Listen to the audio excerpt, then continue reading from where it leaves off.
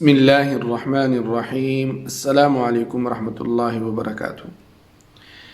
صحیح بخاری کی حدیث ہے کہ عمر بن میمون عودی رضی اللہ تعالیٰ عنہ نے بتایا کہ حضرت سیدنا سعد بن ابی وقاص رضی اللہ تعالیٰ عنہ اپنے بیٹوں کو ان کلمات کی تعلیم دیتے ہیں اور وہ بیان کرتے تھے کہ نبی کریم صلی اللہ علیہ وسلم ان کلمات کے ساتھ نماز کے بعد پناہ طلب کیا کرتے تھے۔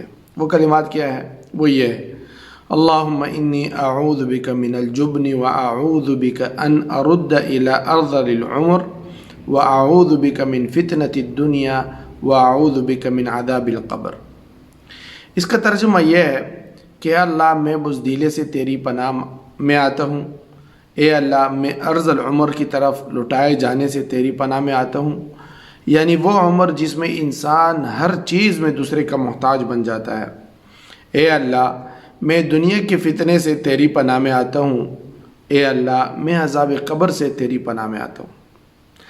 صحیح بخاری کی ایک اور حدیث ہے کہ حضرت سیدنا انس بن مالک رضی اللہ تعالیٰ عنہ روایت کرتے تھے کہ نبی کریم صلی اللہ علیہ وسلم کی ایک اور دعا ہے جس کی الفاظ یہ ہیں: اللہم انی اعوذ بک من العجز والکسل والجبن والحرم واعوذ بک من فتنة المحیا والممات واعوذ بک من عذاب القبر۔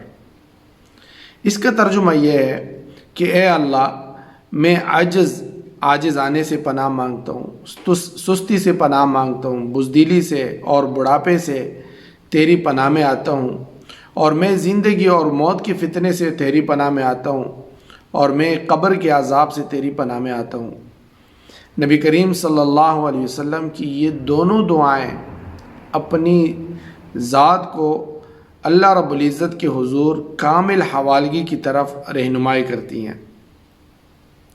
دعا ویسے بھی قرب الہی کے حصول کے لیے ایک بہترین عبادت ہے، اور جب دعا کے الفاظ نبی کریم صلی اللہ علیہ وسلم کی تعلیم کردہ ہوں تو یہ نور علی نور ہے۔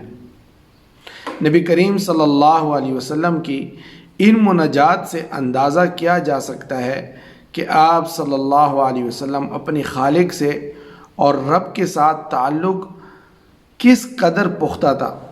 اپنے رب کے ساتھ اور خالق کے ساتھ تو نبی کریم صلی اللہ علیہ وسلم کا تعلق کس قدر پختہ تھا۔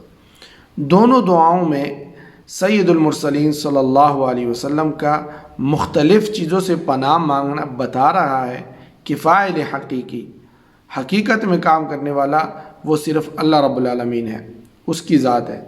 وہی ہے ہمارے باطن کو بدلنے والا، جس کے یہاں بزدلی اور سستی سے پناہ طلب کی گئی، اور وہی ہے زندگی دینے والا، اور زندگی میں فلاح اسی کے حکم سے ہیں۔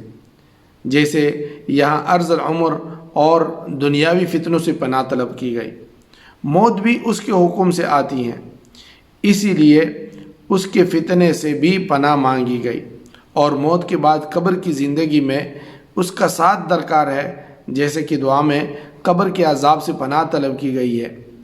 ان دعاؤں میں جہاں ایک طرف بندہ اپنے عجز اور انکساری کا اظہار کرتا ہے، وہاں وہ اللہ تعالیٰ کے قادر مطلق ہونے کا اعلان بھی کر رہا ہے، اور یہ دونوں باتیں اللہ تعالیٰ کو پسند ہیں۔ یہ دونوں باتیں اللہ تعالیٰ کو پسند بھی ہیں۔ ان دعاؤں کے یہ الفاظ نبی کریم صلی اللہ علیہ وسلم کی تعلیم کردہ ہے، تو ان کی تاثیر تو اور بھی بڑھ کر ہوگی۔ ہم تو غافل لوگ ہیں، مگر تصور کریں، سوچیں کہ جب یہ دعائیں نبی کریم صلی اللہ علیہ وسلم مانگتے ہوں گے تو آپ صلی اللہ علیہ وسلم کی کیا کیفیت ہوگی؟ جب وہ بزدلی سے، سستی سے، کالی سے، قبر کے عذاب سے پناہ مانگتے، کیا کیفیت ہوگی؟ اس سوال کے جواب پر سوچا تو جا سکتا ہے، مگر مکمل جواب ملنا بہت مشکل ہے۔ اور جن ہستیوں نے نبی کریم صلی اللہ علیہ وسلم کو یہ دعائیں مانگتے ہوئے دیکھا، ان کا کیا حال ہوگا؟ اس وقت اللہ تعالیٰ سے ان ہستیوں کا تعلق کس بلندی پر ہوگا، اس کا بھی ہم اندازہ لگانے سے قاصر ہیں۔ سید المرسلین صلی اللہ علیہ وسلم کے تعلق باللہ کی مضبوطی اور کامل اعتماد و سپردگی کو ان دعاؤں کی روشنی میں دیکھیں تو پتہ چلتا ہے کہ تمام مخلوقات میں جو رشتہ آپ صلی اللہ علیہ وسلم کا اپنے رب کریم سے ہیں، وہ کسی اور کا نہیں۔ یہ آپ صلی اللہ علیہ وسلم کی افضل و اکمل ہونے کے لیے کافی ہے صلی اللہ علیہ وسلم۔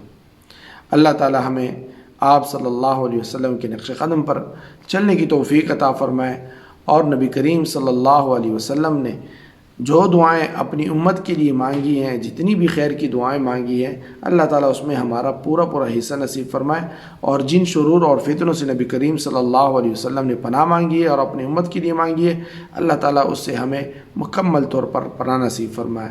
وآخر دعوانا ان الحمدللہ رب العالمین۔ السلام علیکم ورحمۃ اللہ وبرکاتہ۔